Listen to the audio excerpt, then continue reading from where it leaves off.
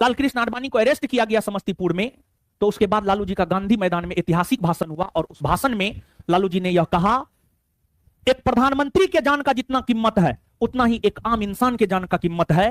अगर इंसान ही नहीं रहेगा, इंसान नहीं रहेगा, तो मंदिर में घंटी कौन बजाएगा या कौन बजाएगा? जब इंसानियत पर खतरा हो, इंसान नहीं रहेगा तो मस्जिद में इबादत कौन देने जाएगा?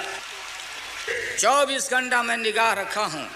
हमने अपने शासन के अपने तरफ से पूरा उनकी सुरक्षा का भी व्यवस्था किया, लेकिन दूसरे तरफ हमारे सामने सवाल है, अगर एक नेता और एक प्रधानमंत्री का जितना जान का कीमत है उतना आम इंसान का जान का भी कीमत है। हम अपने राज्य में मतलब दंगा फसाद को फैलने नहीं देंगे।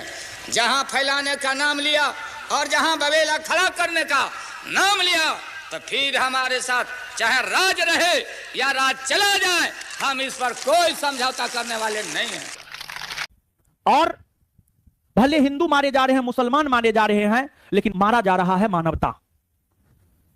अगर मानव ही नहीं रहेंगे तो मंदिर में घंटा कौन डोलाएगा, मंदिर में पूजा कौन करेगा? अगर मानव ही नहीं रहेगा तो मस्जिद में इबादत कौन करेगा? बीजेपी के टॉप लीडरशिप लालकृष्ण आडवाणी ने गुजरात से रथ यात्रा निकाला, रथ यात्रा। और उस रथ यात्रा के विषय में कहा जाता है, जहां जहां से वो रथ यात्रा गुजरा वहां पर हिंदू मुस्लिम दंगा हुआ।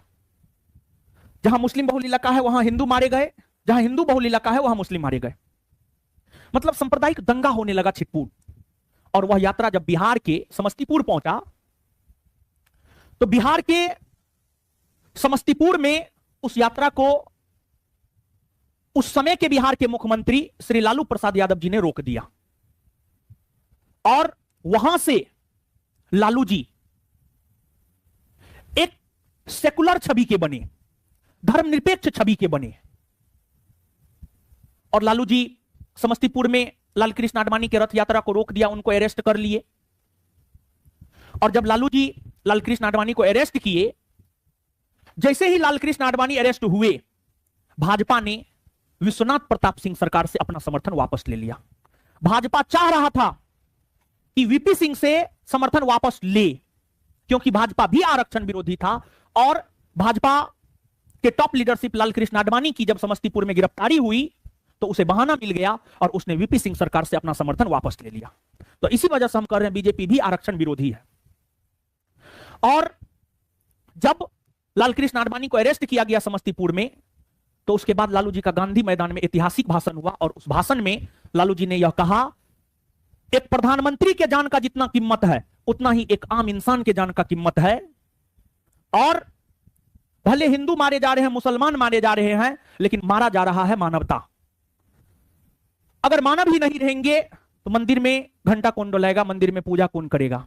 अगर मानव ही नहीं रहेगा तो मस्जिद में इबादत कौन करेगा?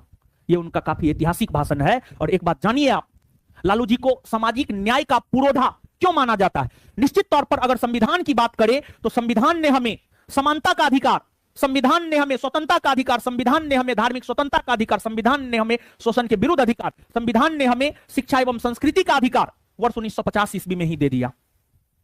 लेकिन संविधान ने हमें जो बोलने का अधिकार दिया, संविधान ने हमें जो यह अधिकार दिया कि हमारे साथ अस्पृश्यता का व्यवहार ना हो, उसे बिहार में लागू, उसे बिहार में जमीनी स्तर पर लागू लालू जी ने करवाया है।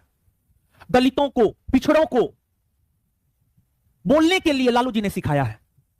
उनके साथ अस्पृश्यता का व्यवहार ना हो, इसको लेकर उन्हें जागरूक लालू जी ने किया है। यह लालू जी का बिहार की राजनीति में योगदान है और यही वजह है कि लालू जी को सामाजिक न्याय का पुरोधा माना जाता है बिहार के भीतर।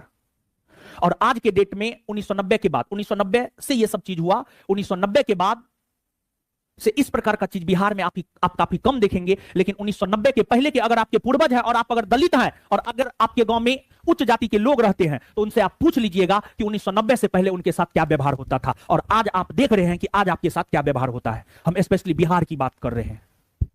तो संविधान ने तो हमें अधिकार 1950 में ही दे दिया।